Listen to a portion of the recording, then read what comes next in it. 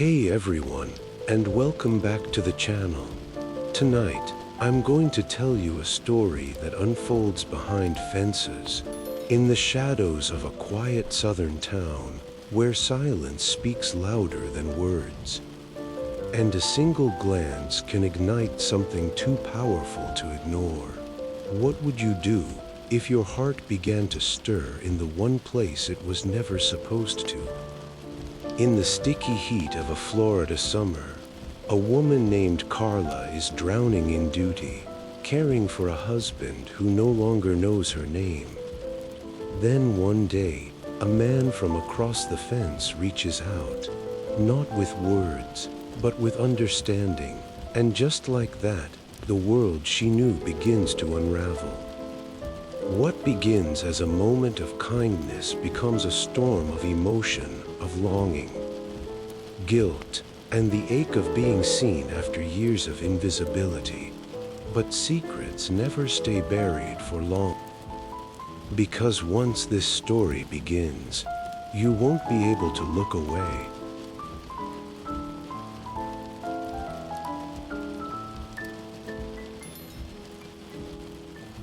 It was just after 9 p.m. when Marcus Tate, a 58-year-old widower, leaned his mountain bike against the tangled hedges that separated his backyard from his neighbors. He gave a quick glance over both shoulders. No porch lights, no footsteps. The Florida night was sticky and warm, the crickets masking any stray noise.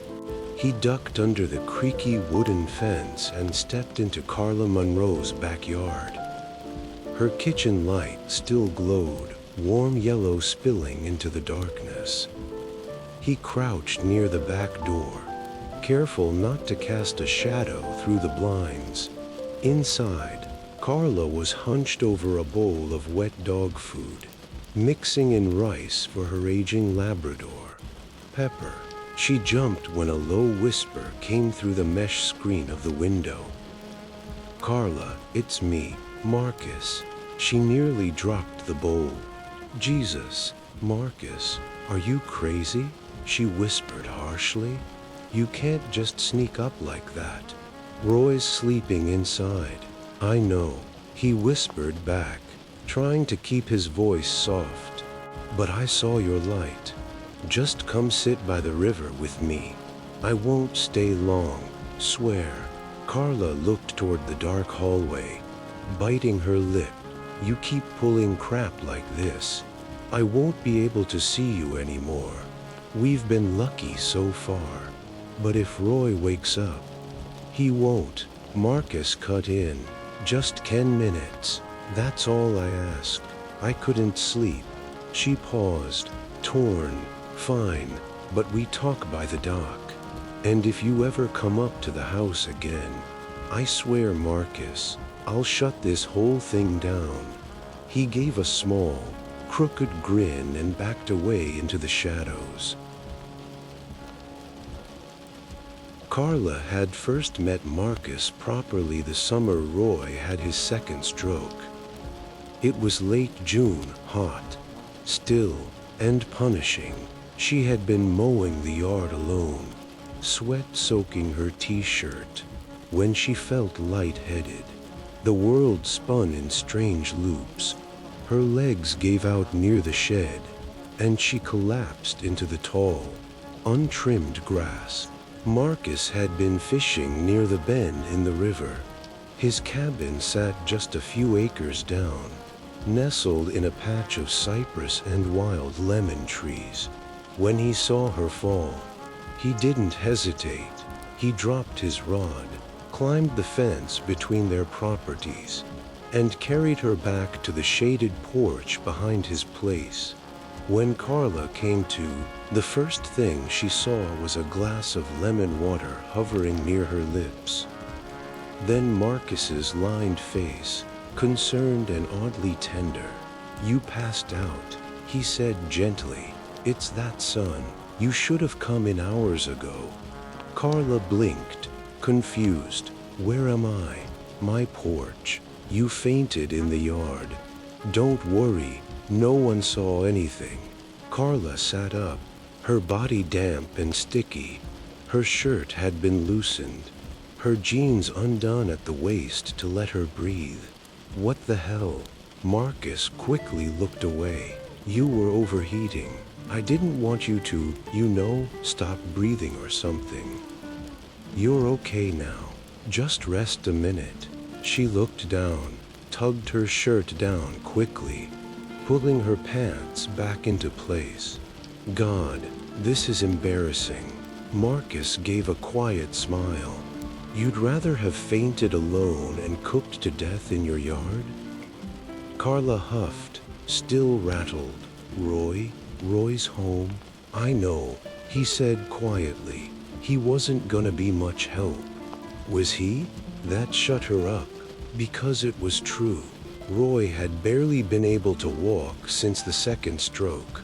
He shuffled from chair to bathroom and back, dependent on her for everything from feeding to wiping. There were no more dinners, no more hugs, just silence and grunts and smells she tried not to gag at. That afternoon on Marcus's porch, something shifted. It wasn't just the shock of almost dying. It was the way Marcus looked at her, not like a patient, not like a tired wife, but like a woman who still had years left to live. When she stood to leave, legs still shaking, he offered to walk her back. She declined, but his hand lingered on her arm a second too long, and that was how it started.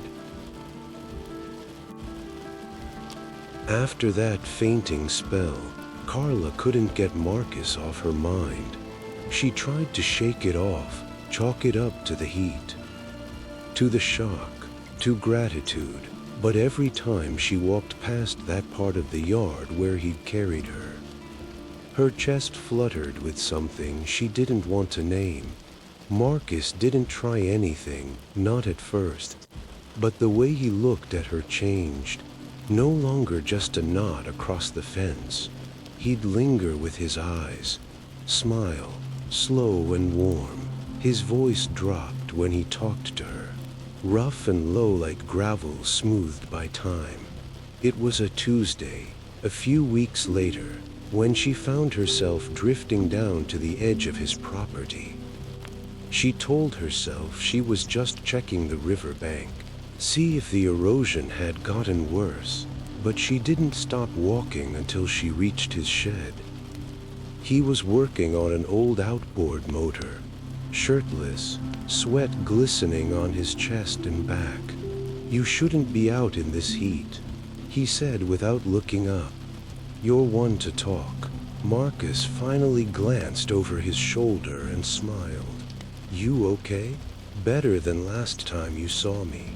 I think about that sometimes, he said, standing up straight. What could have happened? Carla looked away, hands fidgeting. I didn't come here for small talk. What did you come for? She didn't answer. He wiped his hands on a rag and stepped closer, but not too close. You ever think about it? He asked quietly. What it'd be like if things were different. Carla's lips tightened. I'm married, Marcus. He nodded. To a man who can't say your name anymore. The silence was so loud she thought her ribs might burst. She turned to go. He didn't stop her. But the next day, she came back. This time she brought iced tea, and didn't leave until dusk. Carla began spending more and more time down by the shed. At first, it was innocent enough, just long conversations, shared meals, the comfort of being seen. Marcus would ask about her garden, her boys, her back pain. He remembered things. He listened. Her husband, John, didn't notice, or if he did, he didn't care. Most days he sat in his recliner, eyes glazed at the television, barely eating, barely moving. Carla still bathed him, fed him, kept the house in order. Nothing changed there. But inside, everything shifted. The way Marcus touched her arm when he left, or how he'd hand her tools just so their fingers could brush, it all felt electric. It made her feel like she hadn't in years. She wore perfume again. She let her hair down instead of pinning it back with that old plastic clip. When she caught herself humming around the house, it startled her. One evening, as the sun dipped low and turned the sky orange, Marcus brought out 2 beers and sat next to her on the wooden bench under the sycamore tree. "I'm too old for secrets," he said, looking straight ahead. She didn't respond. "I want you," he said. Carla swallowed hard, her throat dry. "Don't say that. It's the truth. Been the truth since that day by the river. I'm a married woman. You're a woman. Period. You're lonely. So am I." She turned to him, face flush with heat and shame and something dangerously close to longing. "You know how this ends," she whispered. Marcus nodded. "With me never touching you again, if that's what you want. But I won't lie and say I don't feel what I feel." She looked at him, studied the lines on his face, the way his jaw clenched, the way his chest rose and fell slow like the tide. Then she stood up, and she kissed him. It was soft at first, hesitant, but then the months of aching, of loneliness, of being invisible at home, they all came pouring out. When she pulled back, her breath caught in her throat. "I shouldn't have done that. I'm glad you did." She didn't sleep that night. The next morning, she walked past her sleeping husband, packed a peach into her canvas bag, and headed back to the shed. That summer became a blur of heat and longing. Carla still woke early, still tended to John, fed him oatmeal, changed his clothes, wiped his mouth when he drooled, but her mind was elsewhere. Her hands did the work, but her heart beat in another place, a hidden place, down near the shed by the river. She began wearing makeup again. Not much, just a dab of lipstick, some blush. Her daughter-in-law, Rachel, noticed. "You look different, Ma," Rachel said one morning as they sat in the kitchen folding laundry. "Different how?" Carla asked, keeping her tone casual. "I don't know. Happier, I guess." Carla just smiled. Rachel exchanged a glance with her husband, Carla's eldest son, who shrugged. "Maybe she's just feeling better now that Dad's doing okay," he said. But John wasn't doing okay. He'd become more forgetful, more detached. Sometimes he called Carla by his sister's name. Once, he even forgot they were married. One afternoon, Carla returned from the river, cheeks flushed, her blouse wrinkled and damp. As she passed through the front door, she saw Rachel peeking through the living room curtain, her brow furrowed. That night, Rachel sat her husband down. "Your mom's acting strange," she said. "She's just tired," he replied, brushing it off. "No, she goes out every day now. Disappears for hours." He looked at her, suddenly uneasy. "You think she's meeting someone?" "I don't know, but it doesn't feel right." The next morning, as Carla left the house with her straw hat and canvas bag, they quietly followed. They parked down the road and walked until they saw her silhouette crossing the tall grass toward the shed by the river. And standing there, shirtless, in the doorway, was Marcus. They watched as she walked right up to him, touched his cheek, and kissed him. Rachel gasped. Her husband stood frozen. He wanted to shout, to run to her, but instead, he turned and walked away in silence. That night, he didn't speak to Carla. She noticed the way he looked at her, like a stranger. The next morning, her world shifted again. Carla awoke to an unfamiliar stillness.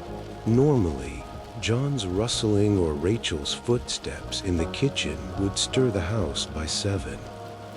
But that morning, everything was too quiet, like the calm before a storm. She moved through her routine on autopilot, helping John to the bathroom, dressing him in clean clothes, brushing his thinning hair. He stared at her with blank eyes the whole time, not a word. When she stepped into the kitchen, her son and Rachel were already seated at the table. Their faces were solemn. No coffee brewing, no clatter of dishes, just silence. Morning, Carla said, trying to smile.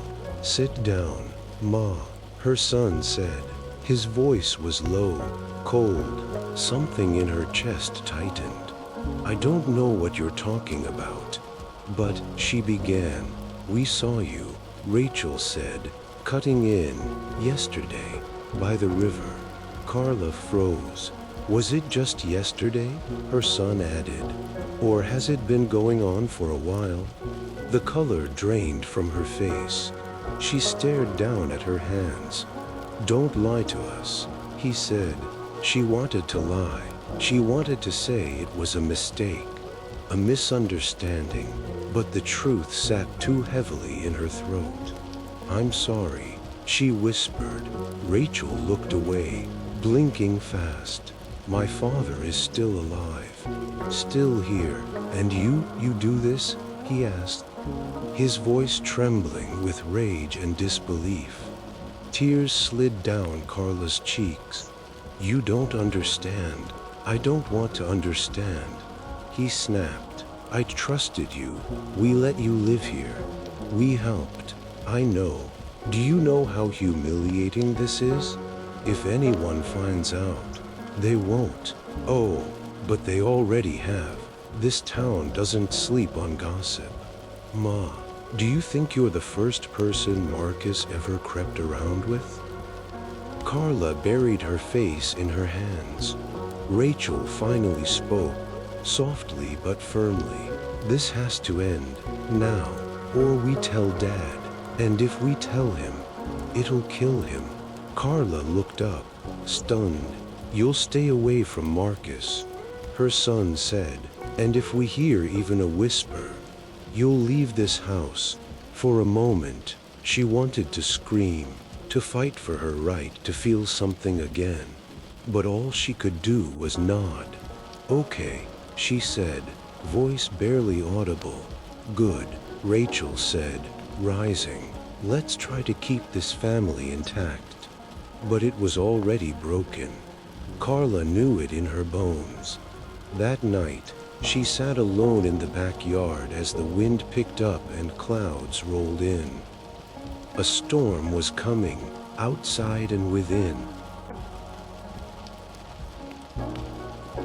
The days that followed were brittle, like thin glass waiting to crack. Carla moved through them with careful silence, avoiding Rachel's eyes, avoiding her son's presence, and most of all, avoiding the river trail. She stuck to the house, cooking, cleaning, helping John, pretending the seams weren't coming undone. But the nights betrayed her. Every evening, after the house had gone still and John had drifted into his shallow sleep, Carla would lie awake, staring at the ceiling fan turning slowly above her. And every night, the same thoughts returned. Marcus's voice, the warmth of his touch, the way she felt like a woman again, not just a caregiver. She hadn't seen him since that last afternoon. He hadn't come around, not to the porch, not to the garden, not even to town. Carla knew it was for the best, but the absence ached in her bones. One evening, as thunder rumbled in the distance and shadows lengthened across the fields, Carla stepped outside. The air smelled of ozone and wet leaves. She wrapped a shawl around her shoulders and walked down the gravel driveway, past the mailbox, past the cornfield, until the trees opened up to the familiar path by the river. Her feet moved as if on their own, drawn like a tide to the place where it had all started. The old boathouse stood quiet, half hidden behind reeds and vines. The door creaked as she nudged it open, and there he was, Marcus, sitting on the edge of the boat launch, legs hanging over the water, a beer bottle in one hand. "I figured you'd come," he said without turning around. Carla stepped in, heart pounding.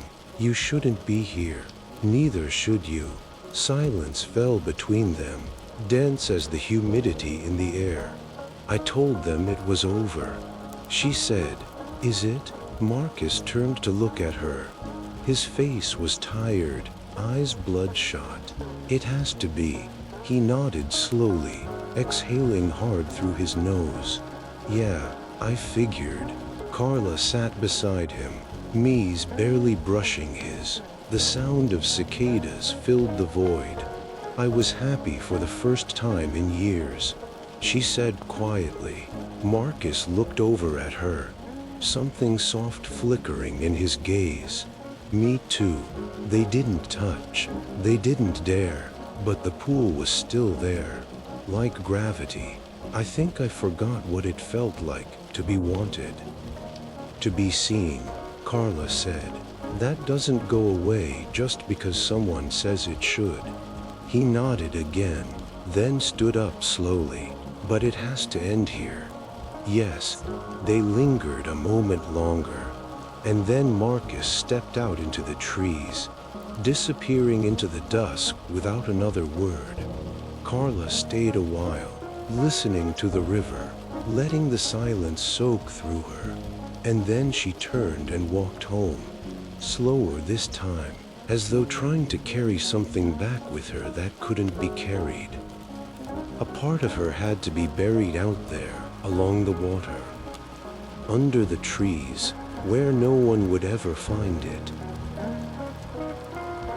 The sun came up pale and slow the next morning, casting a thin light over the farmhouse. Carla was already up, peeling potatoes at the kitchen counter. Rachel moved around the kitchen behind her, silent but stiff. The air between them had grown heavier by the day. "I heard from Linda at the clinic yesterday," Rachel finally said, slicing bread. "She said someone saw Marcus heading west, said he might be staying with a cousin in Alabama." Carla didn't look up. "That's probably for the best." Rachel paused. "Is it?" Carla glanced at her daughter-in-law then, and for a brief moment, their eyes locked. There was something in Rachel's gaze, part suspicion, part fear, part something Carla couldn't quite place. But nothing was said. Later that afternoon, while John dozed on the recliner, Rachel stood by the porch with her arms crossed. "You think I don't know?" she said flatly. Carla, who was watering the tomato plant, froze. She didn't need to ask what Rachel meant. Rachel stepped closer. "You think I haven't seen the way you've been acting? Where you go when you say you're walking? You think people in this town don't talk? I don't owe you an explanation," Carla said quietly. Rachel's voice tightened. "He's my nephew, and John is my husband, and we're all living in a house that feels like it's caving in." Rachel's jaw clenched. "You're lucky it was me that found out. If John knew," Carla straightened, "John would hate me, yes, but he'd never raise his voice. He'd never even cry." That's the worst part. You know what it's like to sit across from someone who used to touch your skin like it mattered and now barely sees you. To feel invisible in your own life? Rachel didn't respond, but her hands trembled at her sides. I never meant for it to happen. Carla continued. I didn't go looking for anything, but it came, and for a moment, I felt alive again. You're not the only one trying to survive, Rachel whispered. Carla looked at her sharply. What does that mean? Rachel's expression darkened. It means I've been watching you because I know what it's like to want out of this place. I know what it's like to want more. Their voices fell into the wind, carried off over the cornfields. Then Rachel turned and walked back inside, leaving Carla with her thoughts and the weight of a shared, unspoken truth. Inside the house, John stirred from his nap. Carla turned toward the door, but instead of going inside, she sat down on the porch steps and looked out at the horizon. Something was shifting, and it wasn't just in the walls of the house, but in the people inside it. That evening, the house was too quiet. Carla made dinner like always, chicken thighs, green beans, and cornbread, but John hardly touched his plate. Rachel didn't come to the table at all. When Carla asked, John only muttered. She said she's not hungry. After cleaning up, Carla sat alone in the den, pretending to read a magazine while the grandfather clock ticked loudly across the room. She kept replaying Rachel's words, "You're not the only one trying to survive." Had she been wrong about Rachel all along? Was Rachel watching her out of judgment or out of recognition? As the house settled into sleep, Carla found herself drawn again to the barn. She didn't plan it. She simply rose, put on her shawl, and stepped into the moonlight. The barn loomed large and silent. When she opened the creaky door, the scent of hay and wood rushed to greet her like an old secret. She stepped inside, her footsteps muffled by the dust-covered floor. Carla? She froze. It wasn't Marcus. Rachel stepped out from the shadows, arms crossed over her chest. "I figured you might come here," she said, voice low. "I've been waiting." Carla blinked. "Why?" Rachel took a step forward. "Because I need to know if you're going to destroy this family." The question struck like a slap. Carla's throat tightened. "I'm not trying to destroy anything." "No," Rachel said, "but you are." She paused, then added, "Do you love him?" Carla hesitated. It wasn't about love. It was about feeling something, being seen. Rachel looked down, her fingers clenching. "You don't think I know what that's like?" Carla's heart pounded. "Then why are you standing here judging me?" Rachel's voice cracked. "Because I see myself in you, and it terrifies me." They stood in silence for a long moment. Then Carla whispered, "I don't know how to stop."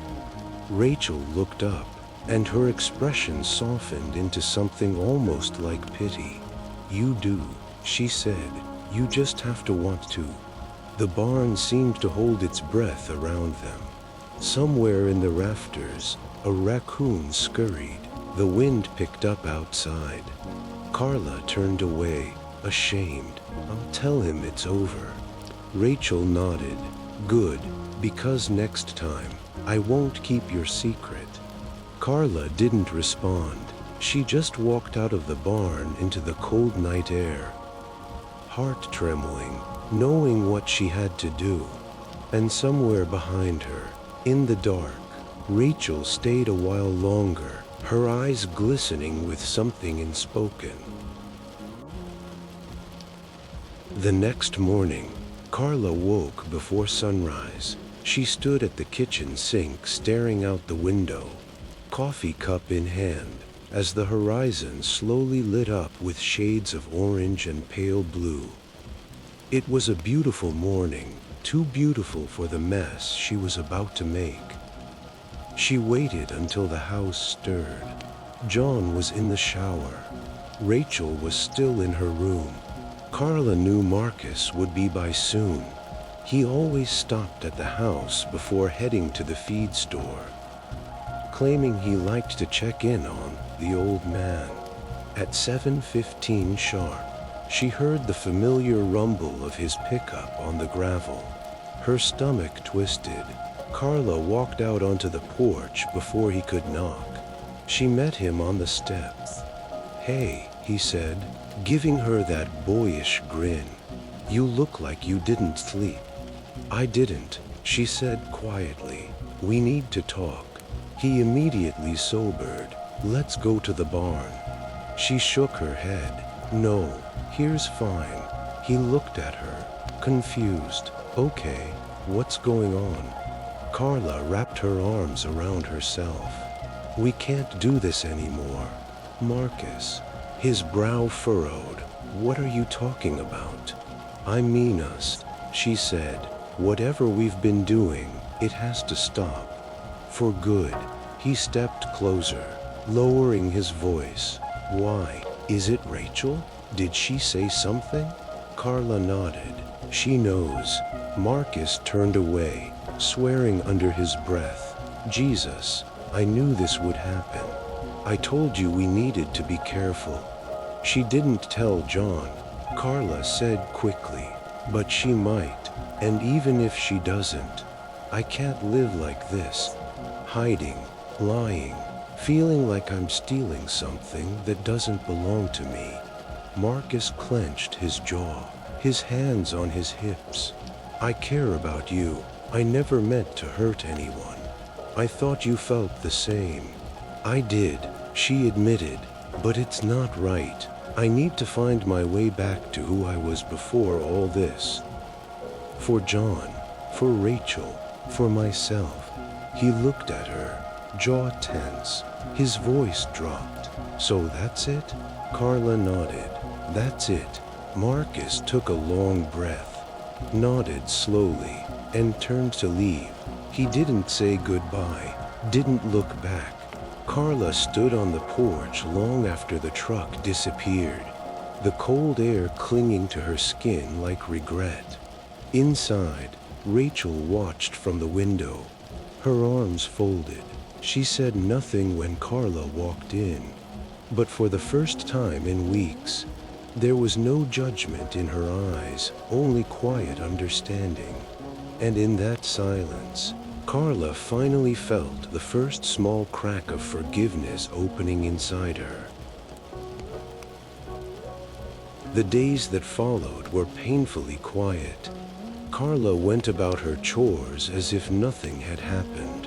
She made breakfast, tended the laundry, walked the perimeter of the fields, and cared for John like she always had. But everything felt altered, like the air had shifted slightly, heavier with unspoken words and broken desires. Rachel kept her distance but didn't leave.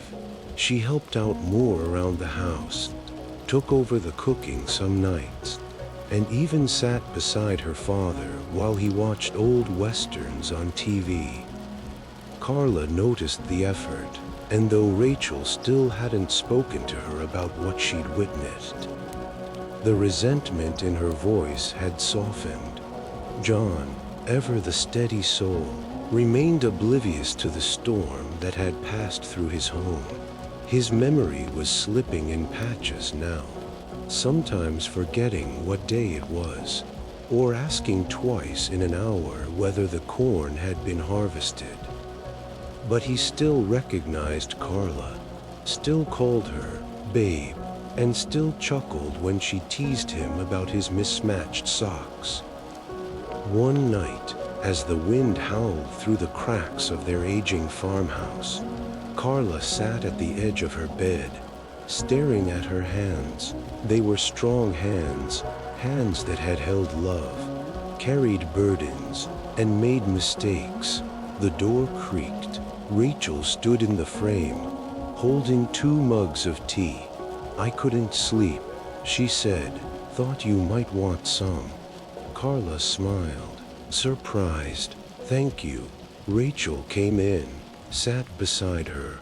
For a moment, neither said anything.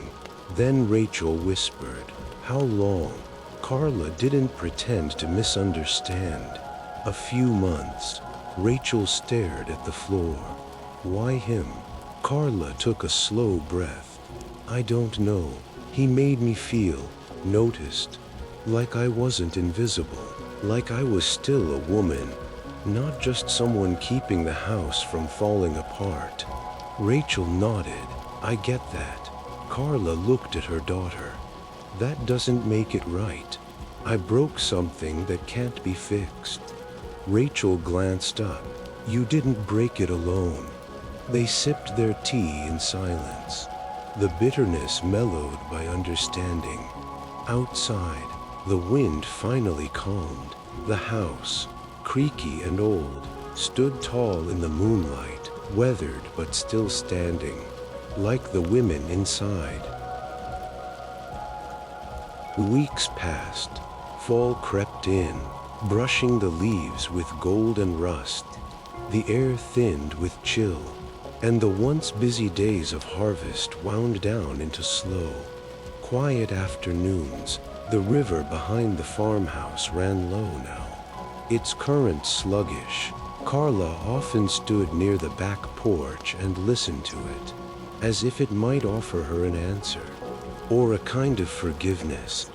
There had been no more visits from Mark, no letters, no calls, just silence. Whether it was guilt, shame, or the agreement with Rachel that kept him away, Carla didn't know. Perhaps it didn't matter. He was gone, and part of her was grateful. Rachel had softened. There were still hard days. Resentment simmered beneath her careful words, but she stayed. She and Carla found a rhythm again. Not perfect, not whole, but steady. John declined more noticeably as the cold months approached. Some days he didn't recognize the house. Some nights he thought Carla was his sister. Carla never corrected him harshly. She sat by him, fed him slowly, and tucked him in like he was her child. One night, after Rachel had gone into town for groceries, Carla sat by the fire while John dozed in his recliner. She held one of his hands in both of hers, tears pooling silently at the corners of her eyes. "I'm sorry, John," she whispered. He stirred, eyes fluttering. "For what, babe?" "For everything." He smiled vaguely, squeezing her fingers. "You've been the best thing in my life." And maybe that was enough. The next morning, Carla drove to the town church. She sat alone in the pews, the morning sun streaking through the stained glass. She didn't pray, she just breathed. Then she stood, walked outside, and for the first time in months, smiled without feeling like a thief. The river, later that afternoon, shimmered silver beneath the low sun. Carla walked along its edge, letting the wind tangle her hair.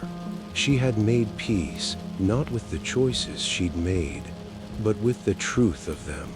She hadn't been proud, but she had been human. As she turned to walk home, the breeze carried a faint scent of wood smoke and dried corn husk. And in it was something that felt, if not like absolution, then like the beginning of forgiveness.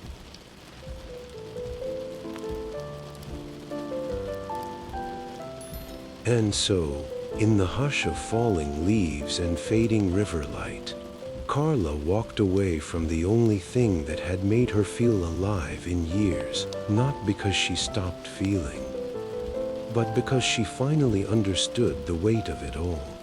This wasn't a story of heroes or villains. It was a story of need, of the quiet desperation we all carry, and the lengths we go to feel human again. It was a story about love, the wrong kind, the right kind, and the kind that comes too late. Marcus left, Rachel stayed, John faded, and Carla kept going, one breath at a time. Because sometimes, life doesn't give you a second chance. It just gives you a chance to live with the choices you made. Thank you for listening to this story. If it moved you, if it made you think about the spaces between right and wrong, the ache of loneliness, or the fierce beauty of being human, please consider liking, subscribing, and sharing your thoughts in the comments. I'll see you next time with another story, another soul, and another quiet truth. Until then, take care of your heart. It's the quiet ones that break the hardest.